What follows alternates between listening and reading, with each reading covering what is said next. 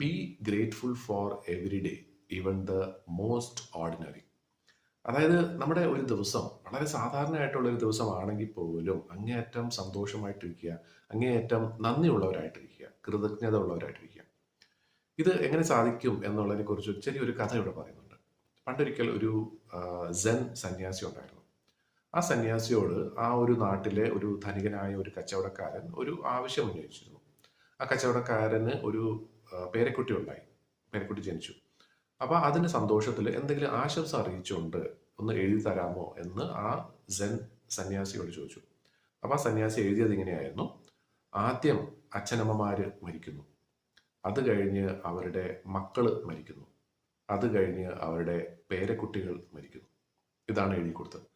ഇത് കേട്ടപ്പോഴത്തേക്ക് എല്ലാവർക്കും ആകെ ഷോക്കായി. കാര്യം എന്ന് വെച്ചാൽ ഒരു കുട്ടി ജനിച്ചതിന്റെ സന്തോഷത്തിൽ മരണത്തെക്കുറിച്ച് പറയേണ്ട ആവശ്യം എന്താണ്? അതും ഒരു സന്യാസി ആയിപ്പോയി, അല്ലെങ്കിൽ എന്തെങ്കിലും ഒന്ന് പറയാമായിരുന്നു. പക്ഷെ ആ കച്ചവടക്കാരൻ ചോദിച്ചു, എന്തുകൊണ്ടാണ് ഇങ്ങനെ നല്ലൊരു അവസരത്തിൽ ഈ മരണത്തെക്കുറിച്ച് നിങ്ങൾ പറയുന്നത്?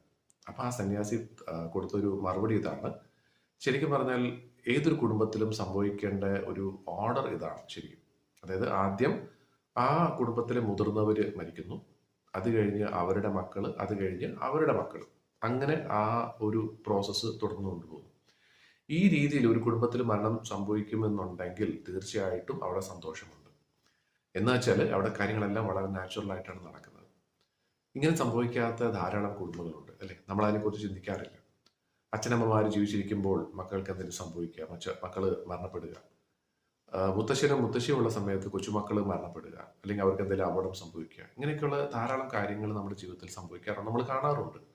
അപ്പൊ അത് കാണുകയും കേൾക്കുകയും ചെയ്യുന്ന സമയത്ത് ഒരുപക്ഷെ നമുക്ക് വിഷമം തോന്നിയേക്കാം. നമുക്ക് അറിയുന്ന ഒരാളിങ്ങനെ പെട്ടെന്ന് മരിച്ചു, ഒരു കുറച്ച് നിമിഷത്തേക്ക് അല്ലെങ്കിൽ കുറച്ച് ദിവസത്തേക്ക് നമുക്ക് ആ ഒരു വിഷമം ഉണ്ടാവും. അത് കഴിഞ്ഞ് പിന്നെ നമ്മളത് മറക്കും.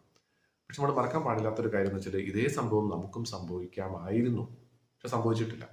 നമ്മൾ ഇപ്പോഴും ജീവിക്കുന്നുണ്ട്, ഇപ്പോഴും നമ്മൾ കാഴ്ചകൾ കാണുന്നുണ്ട്, ഇപ്പോഴും നമ്മൾ ശ്വസിക്കുന്നുണ്ട്, നമ്മൾ ആഹാരം കഴിക്കുന്നുണ്ട്, ആരോഗ്യമായിട്ടിരിക്കുന്നുണ്ട്. അതിന് നമ്മൾ എത്രത്തോളം ആ ഒരു കാര്യത്തെക്കുറിച്ച് നമ്മൾ ഓർക്കുന്നുണ്ട്, നന്ദിയുള്ളവരായി തീരുന്നുണ്ട്. ഇതാണ് നമ്മൾ ശരിക്കും ആലോചിക്കേണ്ടത്. അപ്പം നമ്മൾ ഒരുപക്ഷെ പല ആളുകളും ഓരോ ദിവസവും കഴിയുന്നതിലും പറയുന്നുണ്ടാവും, ഇന്നത്തെ ദിവസം പ്രത്യേകിച്ച് ഒന്നും സംഭവിച്ചില്ല, വളരെ ബോറിംഗ് ആയിട്ടുള്ള ദിവസമായിരുന്നു. പക്ഷേ അത്രയും ബോറിംഗ് ആണെങ്കിൽ പോലും വലിയൊരു കാര്യം സംഭവിച്ചെന്ന് പറഞ്ഞാൽ ഈ ഒരു ദിവസം കൂടെ നമ്മൾ നമ്മുടെ ജീവിതത്തിൽ കടന്നു കിട്ടി എന്നുള്ളതാണ്. അതും നല്ല രീതിയിൽ.